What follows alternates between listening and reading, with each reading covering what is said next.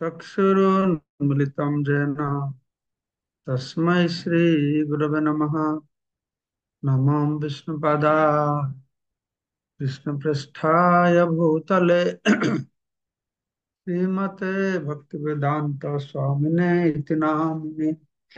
नमस्ते सारस्वती देवे गौरवाणी प्रसारिणे निर्विशेषा शून्यवादी पाश्चात्य देशतारिणे वंशाकल्पतरुभ्यश्च कृपा सिन्धुभ्येव च पतितानां पावनेभ्यो वैष्णवेभ्यो नमो नमः।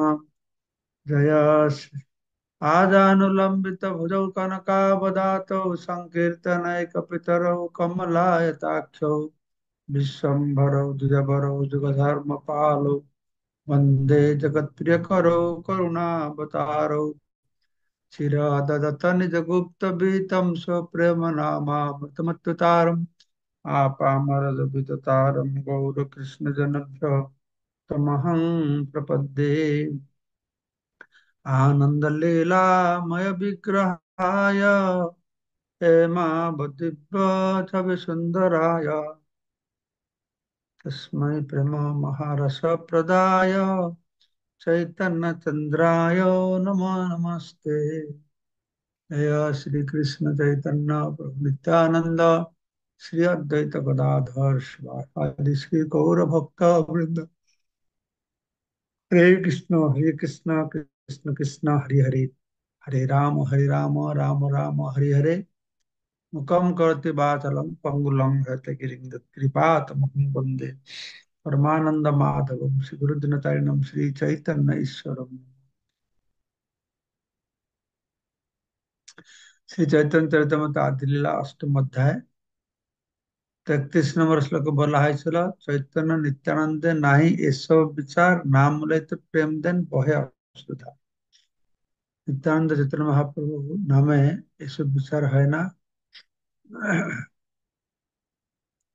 तो अश्रुधारा बहे।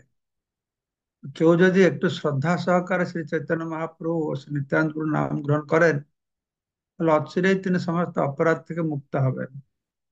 ফলে যখন তিনি হরে কৃষ্ণ মহামন্ত্র কীর্তন করবেন তখন তিনি ভগবত প্রেম অনুভব করবেন, তার চোখ দিয়ে আনন্দাশ্রু ঝরে পড়বে। তো এখানে চৈতন্য নিত্যানন্দে নাই এসব বিচার না মূলেই তো প্রেম দেন, হরিনাম নিলে একটু শ্রদ্ধা শ্রদ্ধা থাকবে। তো শিল ভক্তিনাথ ঠাকুর মন্তব্য করেছেন যে কেউ যদি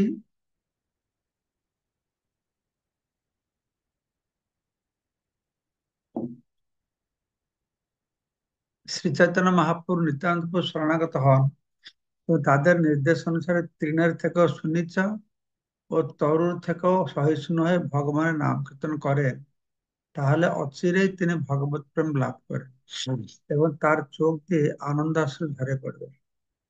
কৃষ্ণ নাম অপরাধীর বিচার করেন, গৌর নিত্যানন্দের নামে অপরাধের কোনো বিচার নেই। তাই কেউ যদি হরে কৃষ্ণ মহামন্ত্র কীর্তন করেন, তার কার্যকলাপ যদি পাপযুক্ত হয়, তাহলে তার পক্ষে ভগবত প্রেম লাভ করা অসম্ভব। কিন্তু অপরাধী হওয়া সত্ত্বেও যদি গৌরনিত্যানন্দ নাম কীর্তন করেন, তাহলে তিনি অতি শীঘ্রই অপরাধ থেকে মুক্ত হবে। অতএব প্রথমে শ্রী চৈতন্য মহাপ্রভু নিত্যানন্দ প্রভু শরণাগত হয় অথবা শ্রী গুরু গৌরাঙ্গের সেবা করে, তারপরে শ্রী রাধাকৃষ্ণ আরাধনা করতে হয়। তো আমাদের কৃষ্ণ ভগবত আন্দোলনে আমাদের শিষ্যদের প্রথমে শ্রী গুরু গৌরাঙ্গের উপাসনা করতে উপদেশ দেওয়া হয়। আর তারপর কিছুটা উন্নত হলে তখন শ্রী শ্রী রাধাকৃষ্ণের শ্রী বিগ্রহ প্রতিষ্ঠা করা হয়। তখন তারা শ্রী রাধাকৃষ্ণের আরাধনা করতে শুরু করে। দেখুন, এখানে যে বর্ণনা করা হলো, হরে কৃষ্ণ মহামন্ত্র কীর্তন করলে কেউ যদি হরে কৃষ্ণ মহামন্ত্র কীর্তন করেন কিন্তু পাপ করে, তাহলে ভগবত প্রেম লাভ সম্ভব নয়। কিন্তু অপরাধ সত্ত্বেও যদি গৌর নিত্যানন্দের কীর্তন করে, তাহলে তিনি শীঘ্রই অপরাধ মুক্ত হয়ে যাবে। তো কিন্তু এর মানে নয় যে আমরা গৌর নিত্যানন্দের শরণাগত হয়ে পাপ করতে থাকবো। যেটা কি সহজিয়ারা করে। তারা সমস্ত প্রকারের পাপ করে আর বললে ভগবানের নামের মধ্যে কি এইটুকু শক্তি নাই? আমরা মাছ খেলে যে পাপ করি সেটাকে দূর করতে পারবে?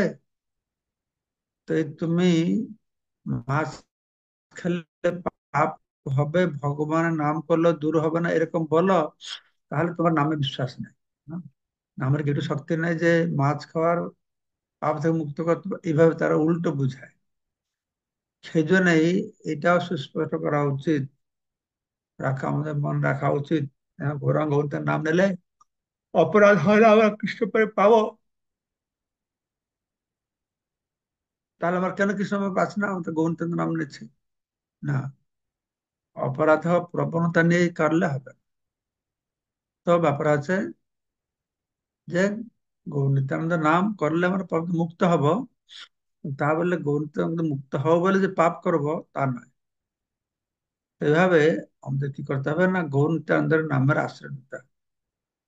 তাহলে চরমে শ্রী শ্রী রাধাকৃষ্ণের সেই পাদপদ্ম লাভ করার জন্য প্রথমে শ্রী গৌর নিত্যানন্দের আশ্রয় গ্রহণ করতে হবে। এই সম্পর্কে নরোত্তম দাস ঠাকুর গেছেন, গৌরাঙ্গ বলিতে হবে পুলক সরি, হরি হরি বলিতে না জনে ববেনি, আর কবে নিতাই চাঁদে করুণা হইবে, সংসার বাসনা মোর কবে তুচ্ছ হবে, বিষয় ছাড়িয়া কবে শুদ্ধ হবে মন, কবে হাম হেরিব শ্রী বৃন্দাবন।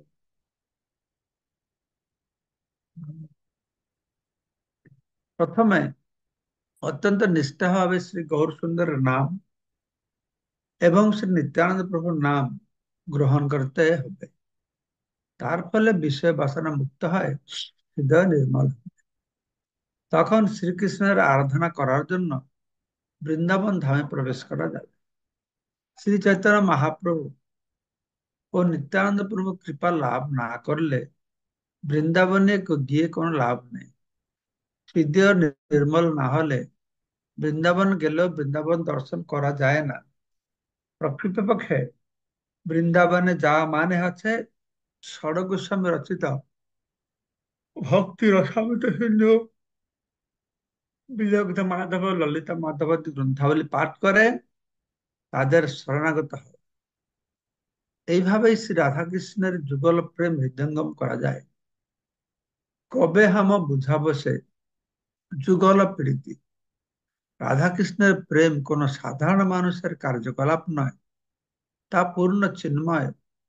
শ্রীমতী রাধারানী ও শ্রীকৃষ্ণকে জানতে হলে, তাদের আরাধনা করতে হলে ও তাদের প্রেমময় সেবায় যুক্ত হতে হলে শ্রী চৈতন্য মহাপ্রভু, নিত্যানন্দ প্রভু এবং শ্রী চৈতন্য মহাপ্রভু অন্তরঙ্গ পার্ষদ ষড় গোস্বামীদের শরণাগত হতে হবে। সাধারণ মানুষের পক্ষে শ্রী চৈতন্য মহাপ্রভু ও নিত্যানন্দ প্রভু অথবা পঞ্চতত্ত্বের আরাধনা করা শ্রী রাধাকৃষ্ণের আরাধনা থেকে সহজ। সেজন্য আমরা বললি গৌর নিতাইয়ের সেবা কর, গৌর নিতাইকে জগন্নাথের সেবা করতে হবে, রাধাকৃষ্ণ নিষ্ঠার সঙ্গে পালন করতে হবে। অত্যন্ত সৌভাগ্যবান না হলে সরাসরি শ্রী শ্রী রাধাকৃষ্ণের আরাধনা করা যায় না। যে কনিষ্ঠ অধিকারী ভক্ত যথেষ্ট ভাবে তত্ত্বজ্ঞান লাভ করেননি, তার পক্ষে শ্রী শ্রী রাধা কৃষ্ণের আরাধনা করা অথবা হরে কৃষ্ণ মহামন্ত্র কীর্তন করা উচিত নয়। এখানে প্রভুপাদ ঢুকে দিলেন একটা, হ্যাঁ, যে কনিষ্ঠ অধিকারী যে হরে কৃষ্ণ মহামন্ত্র কীর্তন করা উচিত নয়। তিনি যদি তা করেনও তাহলে ইচ্ছুত ফল লাভ হবে না। তাই নিতাই গৌরের নাম করতে হবে। কনিষ্ঠ অধিকারী করতে পারবে, নিতাই গৌরের নাম করতে হবে। অহংকার শূন্য হয়ে তাদের আরাধনা করতে হবে। যেহেতু জড়জগতের প্রায় সকলেই কম বেশি পাপকর্মের দ্বারা প্রভাবিত, তাই প্রথমে শ্রী গুরু গৌরাঙ্গের ভজনা করে তাদের কৃপা প্রার্থনা করা অবশ্যই প্রয়োজন, কেননা তাহলে সে সমস্ত অক্ষমতা সত্ত্বেও অচিরেই রাধাকৃষ্ণের আরাধনা করার যোগ্যতা লাভ হবে। কলিযুগে সবাই কম বেশি পাপ করে, তো জেনে শুনে পাপ করলে আলাদা। এমনি পরিস্থিতির সম্মুখীন হয়, পূর্ব সংস্কার বশত, দুঃসঙ্গে বা কোনো কারণ মতো হয়ে গেলে ঠিক আছে। জেনে শুনে পাপ করলে সেটা কিন্তু কাজ করবে না। এই সম্পর্কে মনে রাখা উচিত যে কৃষ্ণ নাম ও গৌরসুন্দর নাম অভিন্ন, তাই একটি নামকে আরেকটি নাম থেকে শক্তিশালী বলে মনে করা উচিত নয়। এরকম মনে করবে না যে কৃষ্ণ নামে অপরাধ হচ্ছে, কোন নামে অপরাধ হচ্ছে না, তাই এটা আর বেশি শক্তিশালী, সেটাও ঠিক নয়। তবে এই যুগের মানুষদের অবস্থা কথা বিবেচনা করে শ্রী চৈতন্য মহাপ্রভুর নাম কীর্তন করা হরে কৃষ্ণ মহামন্ত্র কীর্তন করা থেকে অধিক তাৎপর্যপূর্ণ। কেন চৈতন্য মহাপ্রভু হচ্ছেন সবচাইতে উদার অবতার। চৈতন্য মহাপ্রভু হচ্ছেন কৃষ্ণ, কৃষ্ণ রূপে যখন এসেছেন সেই সময় তার উদারতা যে ভাব, তার থেকে তিনি যখন চৈতন্য রূপে এসেছেন তার উদারতা বেশি, তার করুণা প্রতি, হ্যাঁ, তার করুণা অতি সহজে লাভ করা যায়। তাই প্রথমে শ্রীকৃষ্ণ চৈতন্য প্রভু নিত্যানন্দ শ্রী অদ্বৈত গদাধর শিবাসাদি গৌর ভক্তবৃন্দ কীর্তন করার মাধ্যমে শ্রী চৈতন্য মহাপ্রভু শরণাগত হতে হবে। গৌর নিত্যানন্দের সেবা করার ফলে বিশ্ববাসনা থেকে মুক্ত হয়ে যায় এবং শ্রী রাধাকৃষ্ণের অপরাধ করার যোগ্যতা, সরি, শ্রী শ্রী রাধাকৃষ্ণের আরাধনা করার যোগ্যতা লাভ হয়। 32 নম্বর শ্লোক। স্বতন্ত্র ঈশ্বর প্রভু অত্যন্ত উদার, তারে না ভজিলে কভু না হয় নিস্তার। শ্রী চৈতন্য মহাপ্রভু হচ্ছেন সম্পূর্ণরূপে স্বতন্ত্র পরমেশ্বর ভগবান, তাই তিনি অত্যন্ত উদার, তার ভজন না করলে উদ্ধার পাওয়া যায় না। ছিল ভক্তিনাথ ঠাকুর প্রভুপাদ এ সম্পর্কে মন্তব্য দিয়েছেন যে শ্রী চৈতন্য মহাপ্রভু ভজনা করতে হলে শ্রী রাধাকৃষ্ণ ভজনা ত্যাগ করতে হয় না। এখানে বুঝতে পারছি রাধাকৃষ্ণ থেকে চৈতন্য মহাপ্রভু শ্রেষ্ঠ, যত উদার, তাহলে রাধাকৃষ্ণকে আমি ভজনা করবো, চৈতন্য মহাপ্রভুকে ভজনা করবো। বা চৈতন্য মহাপ্রভু যদি রাধাকৃষ্ণ, তো রাধাকৃষ্ণ যদি ভজনা করছি, চৈতন্য মহাপ্রভু ভজন করতে লাগবে কেন? কেবল শ্রী শ্রী রাধাকৃষ্ণ অথবা চৈতন্য মহাপ্রভু ভজন করলে পরমার্থের পথে এগোনো যায় না, অর্থাৎ রাধাকৃষ্ণের সঙ্গে গৌরাঙ্গ মহাপ্রভুকে উপাসনা করতে হবে। ষড় গোস্বামীদের নির্দেশ অনুসরণ করার চেষ্টা করা উচিত, কেননা তারা হচ্ছেন আচার্য এবং শ্রী চৈতন্য মহাপ্রভু অত্যন্ত প্রিয়।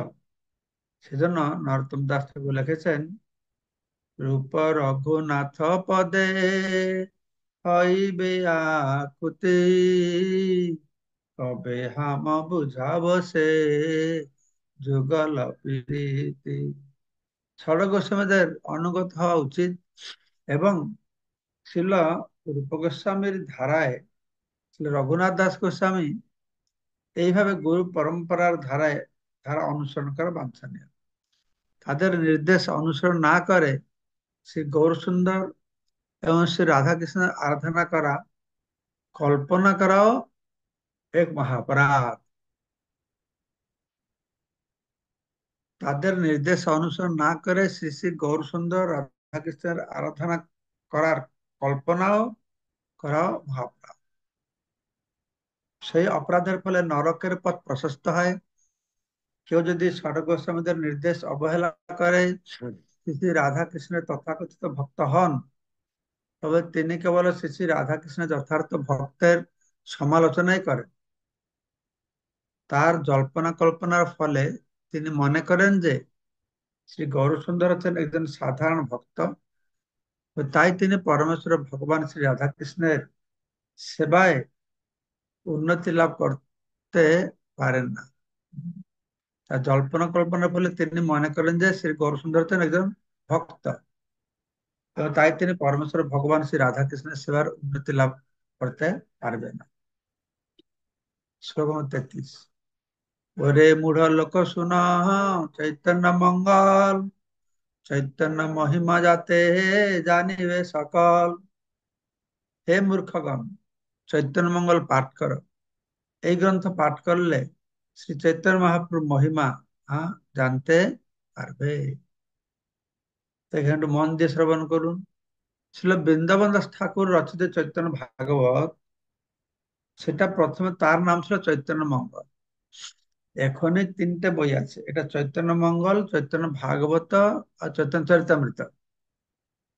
এখানে যে বইটি লেখা আছে যে চৈতন্য মঙ্গল পাঠ করো, এই বর্তমান চৈতন্য মঙ্গল লোচন দাস ঠাকুর দাস লিখেছেন, আর চৈতন্য ভাগবত বৃন্দাবন দাস লিখেছেন, চৈতন্য চরিতামৃত কৃষ্ণদাস কবিরাজ গোস্বামী লিখেছেন। তো এখানে যে চৈতন্য মঙ্গল কথা বর্ণনা করা হয়েছে, এটা লোচন দাস ঠাকুর দাসের চৈতন্য মঙ্গল কথা বলা হচ্ছে না। এটা বৃন্দাবন দাস ঠাকুর যে চৈতন্য মঙ্গল লিখেছেন, পরবর্তী সময় তার নামও চৈতন্য ভাগবত, চৈতন্য ভাগবতের কথা বলা আছে। সেটা সুস্পষ্ট করে প্রভুপাদ বলছেন যে ছিল বৃন্দাবন দাস ঠাকুর রচিত শ্রী চৈতন্য ভাগবত প্রথমে শ্রী চৈতন্য মঙ্গল নামে পরিচিত ছিল, কিন্তু পরে শ্রী লোচন দাস ঠাকুর যখন শ্রী চৈতন্য মঙ্গল নামে একটি গ্রন্থ রচনা করলেন, তখন ছিল বৃন্দাবন দাস ঠাকুর তার গ্রন্থের নাম পরিবর্তন করেন, যা এখন শ্রী চৈতন্য ভাগবত নামে পরিচিত। শ্রী চৈতন্য ভাগবতে শ্রী চৈতন্য মহাপ্রভুর জীবনী আরো বিস্তারিত ভাবে বর্ণনা হয়েছে। শ্রীল কৃষ্ণদাস কবিরাজ গোস্বামী ইতিমধ্যে বর্ণনা করেছেন যে শ্রীল বৃন্দাবন দাস যা উল্লেখ করেনি, তার শ্রী চৈতন্য চরিতামৃত গ্রন্থে তিনি এটা বর্ণনা করেছেন। শ্রী কৃষ্ণদাস কবিরাজ গোস্বামী যেভাবে চৈতন্য ভাগবত গ্রহণ করেছেন, তা থেকে বোঝা যায় যে শ্রীল বৃন্দাবন দাস ঠাকুরকে তার গুরু রূপে গ্রহণ করেছিলেন। পারমার্থিক গ্রন্থের গ্রন্থকাররা কখনো পূর্বতন আচার্যদের অতিক্রম করার চেষ্টা করে না। তো শ্রী চৈতন্য, আমি যা শুনেছি, বৃন্দাবন দাস ঠাকুর শ্রী চৈতন্য ভাগবত রচনা করেছেন। নিত্যানন্দ প্রভুর মহিমা গান করতে গিয়ে গ্রন্থের সাইজ অনেক বড় হয়ে গেছে, এই অনেক কথা তিনি বর্ণনা করেননি, সেগুলো ছেড়ে গেছেন। সেগুলো কৃষ্ণদাস কবিরাজ গোস্বামী, বিশেষ করে মহাপ্রভুর অন্তলীলা বেশি বর্ণনা নেই। তো বৃন্দাবনের সমস্ত বৈষ্ণবগণের অনুরোধে কৃষ্ণদাস কবিরাজ গোস্বামী চৈতন্য চরিতামৃত গ্রন্থ রচনা করলেন।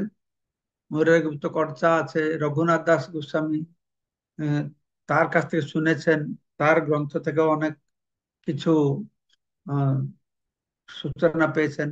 সে সব নিয়ে এই চৈতন্য চরিতামৃত গ্রন্থ রচনা করেছেন।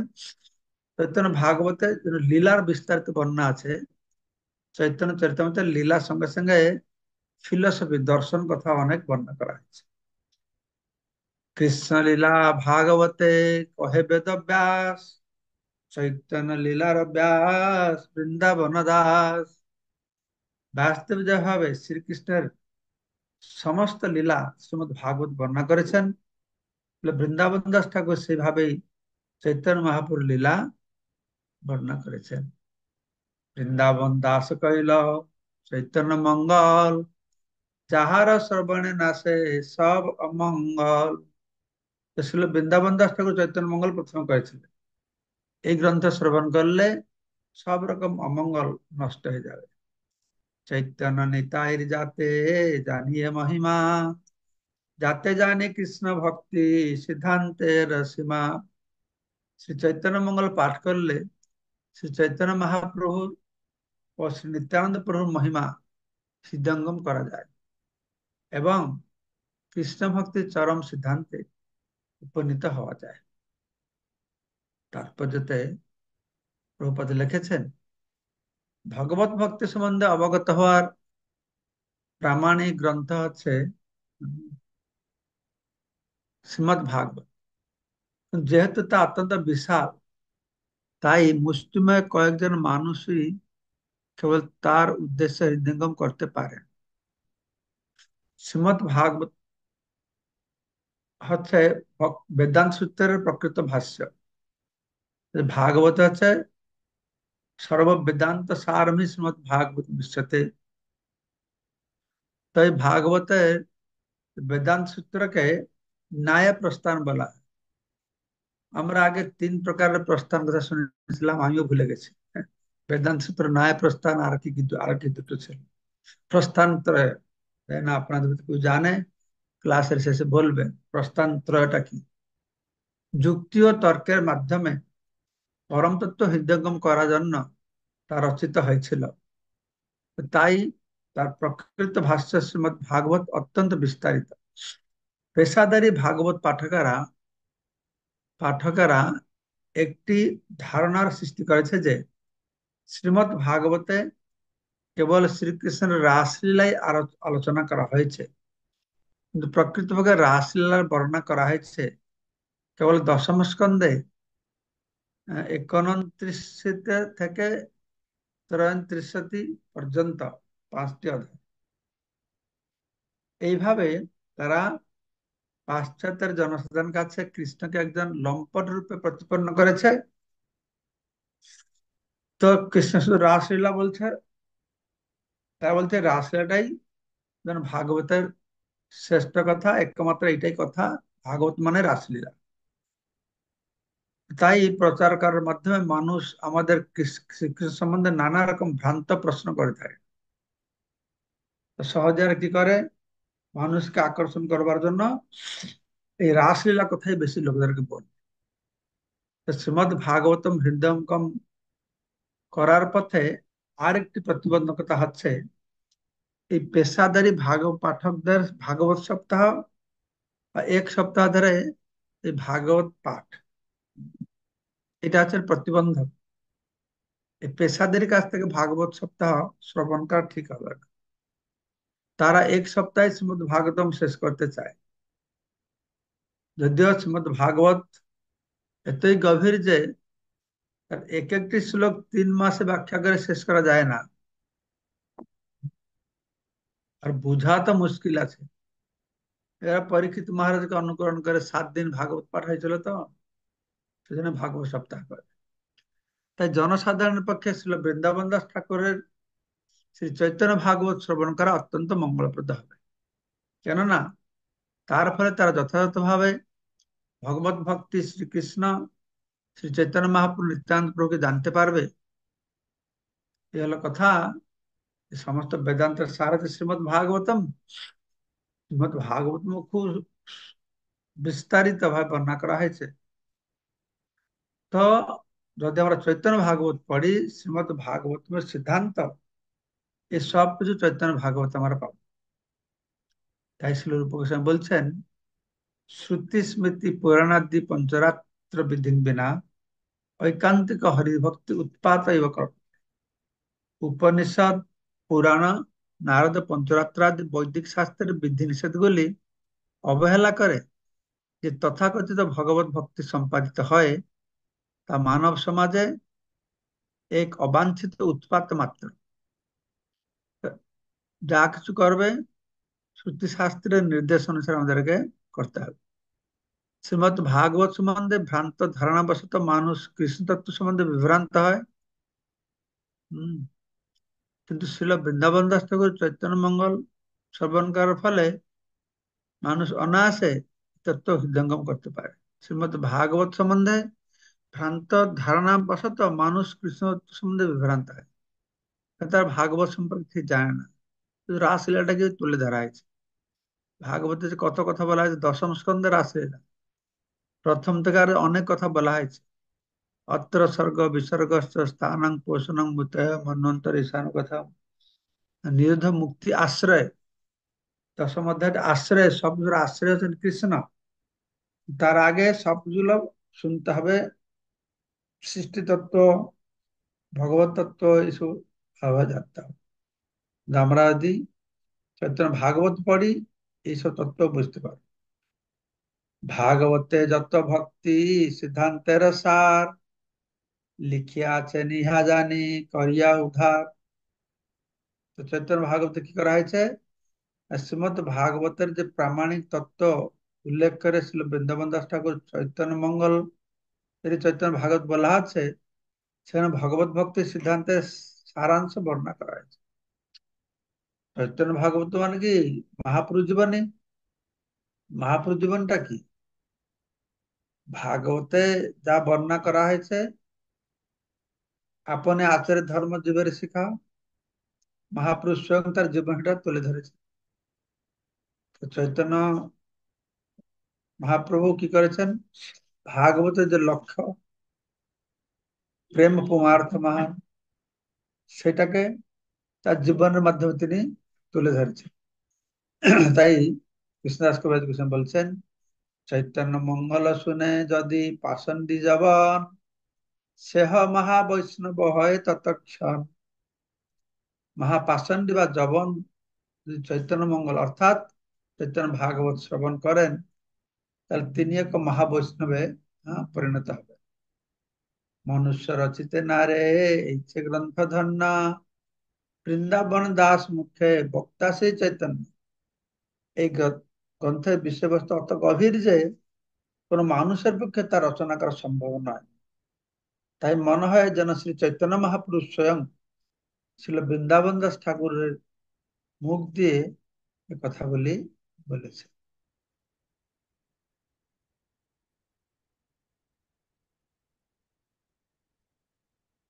মনুষ্য রচিতে নারে ইচ্ছে গ্রন্থ ধন্য, বৃন্দাবন দাস মুখে বক্তা শ্রী চৈতন্য। এই গ্রন্থের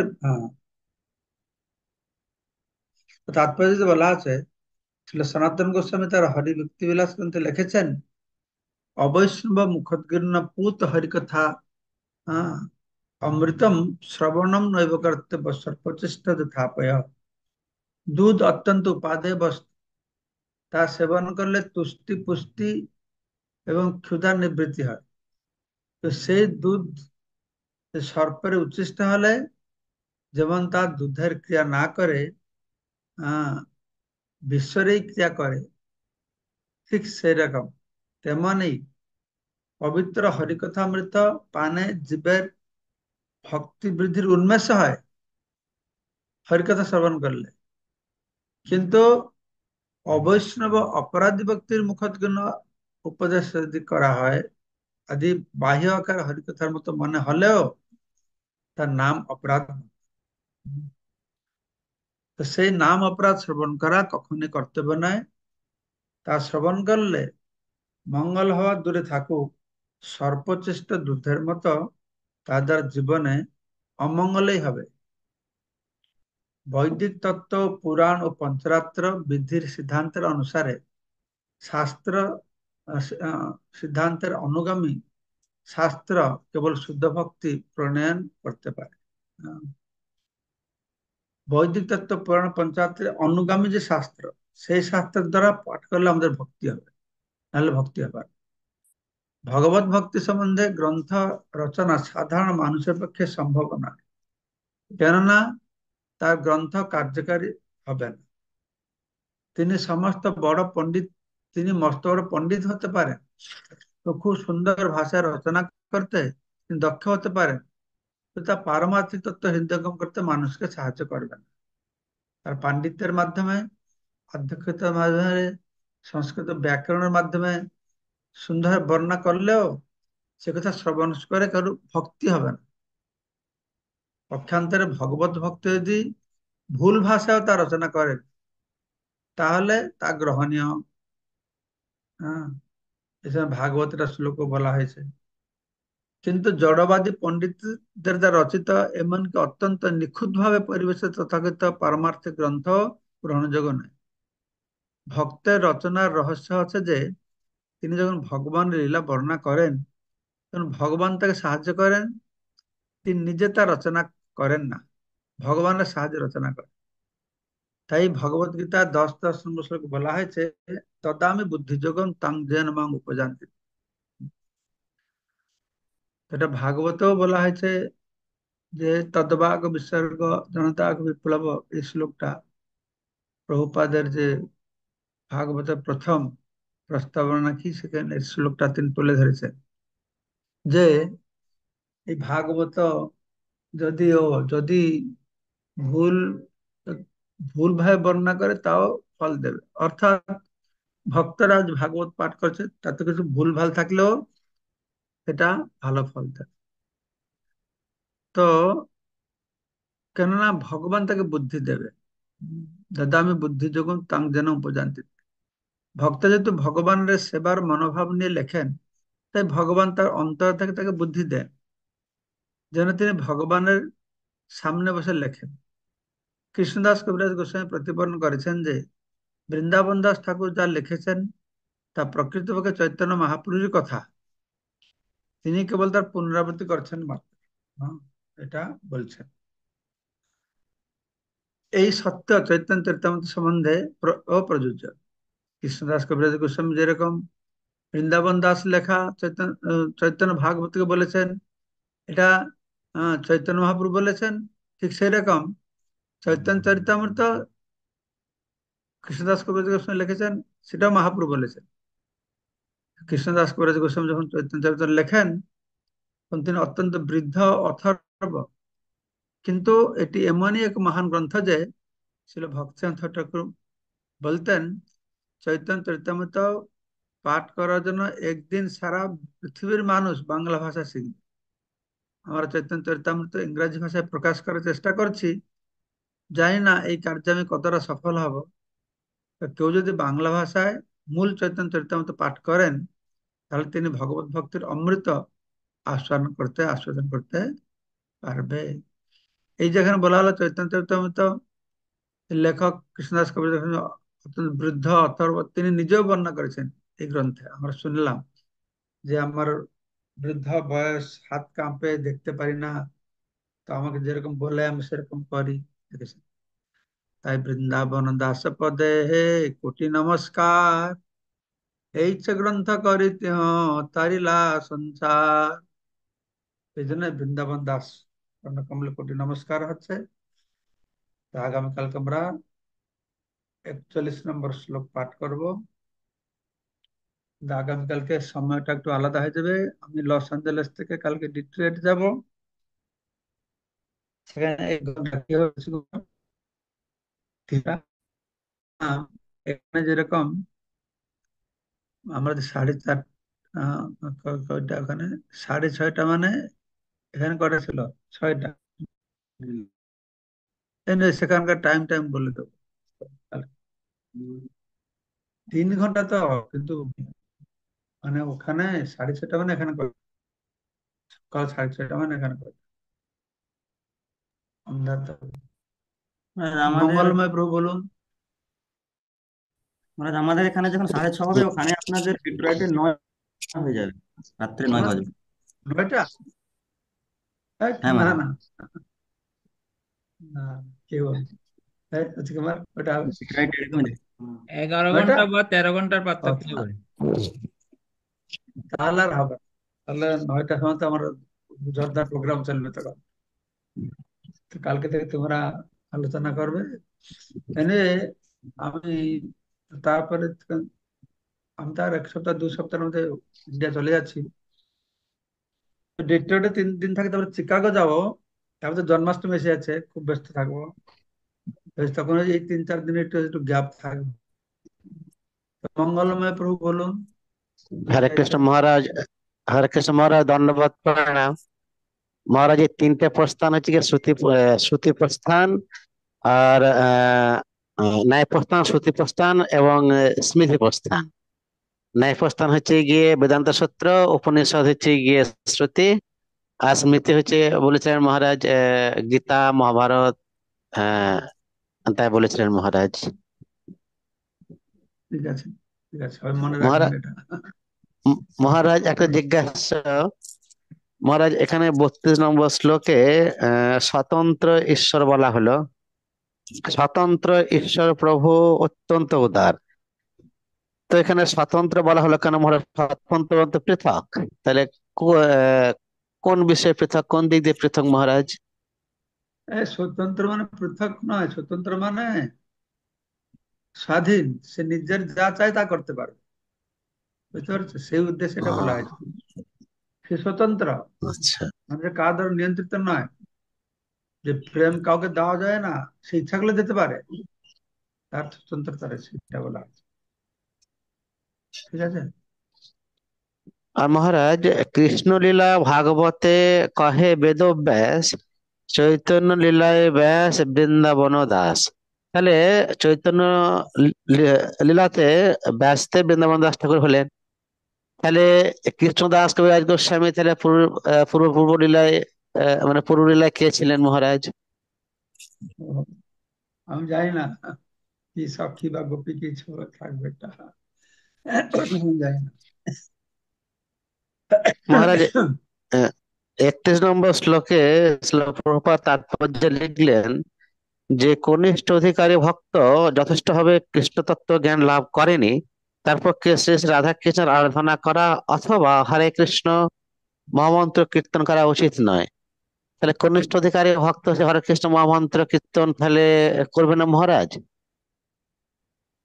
তারা করবে, কিন্তু চৈতন্য মহাপ্রভু নিত্যানন্দের নাম নিয়ে তারপর করবে।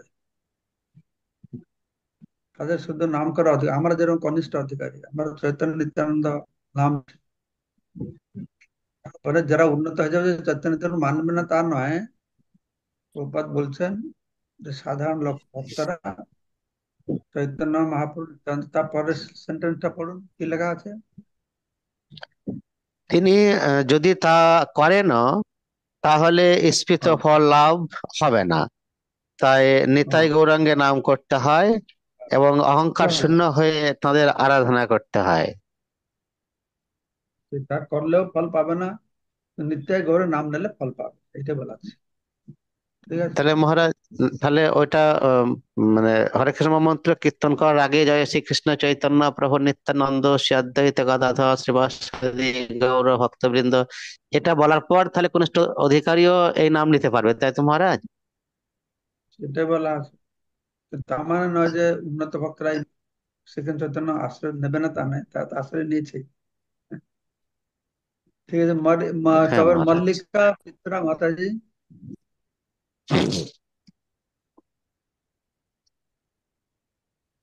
মল্লিকা চিত্রা বলো। প্রণাম মহারাজ আপনার চরণে। হ্যাঁ, এই মঙ্গলময় প্রভু যে এই প্রশ্নটা করলেন এই কনিষ্ঠ ভক্তের বিষয়টা, মহারাজ এটা আমারও আহ, যে এখানে আমরা দেখি যে হরিদাস ঠাকুর যখন শ্রবণ করেছি আমরা যে হরিদাস ঠাকুর বলেছিলেন যখন সেই ব্রাহ্মণদের সঙ্গে যে নাম আভাসের একটা বিষয়, সেখানেও তারা মুক্তি লাভ করতে পারবে। তাহলে এখানে যে বলছেন ইনশিত ফল লাভ হবে না, এইটাই আমারও জানার ছিল মহারাজ। এইটা কি ফল লাভ হবে না, হরিনামের ফল হচ্ছে কৃষ্ণ প্রেম ফল লাভ হবে না। ঠিক আছে। নামাভাস তো কৃষ্ণ প্রেম হবে না, নামাপরাধে বৈভব হবে, নামাভাসে মুক্তি হবে, কিন্তু প্রেম হবে না। তো যদি নামাভাষা তোমার কথা অনুসারে হয়, তা সেটা তো কৃষ্ণ নামের আসল ফল না, এটা ফল হবে না। কিন্তু মহাপ্রভু নাম নিয়ে যদি করে তাহলে কৃষ্ণ প্রেম লাভ করতে পারে, তাই না মল্লিকা মাতাজি? হ্যাঁ, প্রণাম মহারাজ, হ্যাঁ ঠিক। তো সুভাষিনী শ্যামা মাতাজি বলুন, এরকম আছে। আমার কথাটা হরে বুঝতে কৃষ্ণ পেরেছেন? মহারাজ, দণ্ডবাদ প্রণাম আপনার শ্রী চরণে। সকল বৈষ্ণবের চরণে প্রণাম। মহারাজ, আমার প্রশ্নর একটা বলে দিয়েছেন মঙ্গলময় প্রভু আর মল্লিকা মাতাজি, একই প্রশ্ন আমারই ছিল, আপনি সুন্দর উত্তর দিয়েছেন। মহারাজ, আমার একটা জানার বিষয় যে হলো, এখানে গৌরনিতাইয়ের নাম বললে মুক্ত হওয়া যাবে পাপ থেকে। আর যদি জেনে শুনে কেউ গৌরনীতার নাম নেয় আর পাপ করে তাহলে তারা মুক্ত হতে পারবে না। যেমন মাছ খেয়ে যাচ্ছে, উম, আবার বলছে যে আহ, এই পাপ তো গৌরনীতার নাম করলে তো চলে যাবে। এই ক্ষেত্রে তো রেজাল্ট আসবে না, ভগবান পাপ থেকে মুক্ত করবেন না।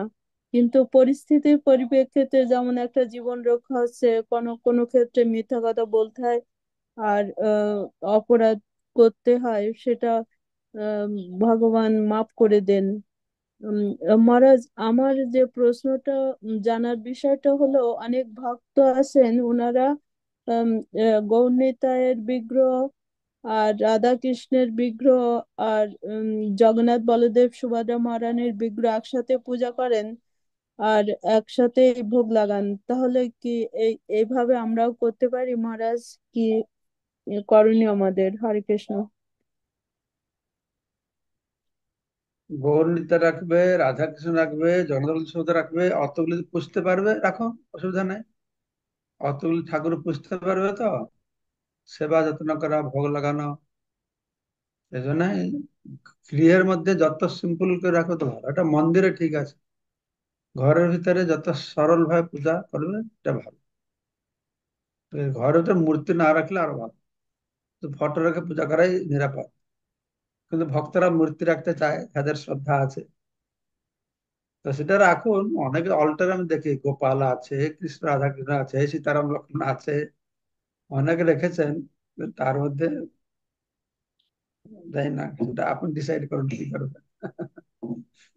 ঠিক আছে তাহলে। মহারাজ ভোগ তো হরে কৃষ্ণ। একসাথেই লাগানো হয়, যে যিনি ভোগ লাগান উনি তো হ্যাঁ, ওই একসাথে ভোগ লাগান। একবার ভোগ লাগিয়ে দেবেন, একসঙ্গে ভোগ লাগাবেন, সবাই খেয়ে নেবেন, ঠিক আছে, কোনো চিন্তা নেই। ঠিক আছে, কোনো অসুবিধা নেই। হরে কৃষ্ণ। কোটি কোটি প্রণাম মহারাজ আপনার শ্রী চরণে।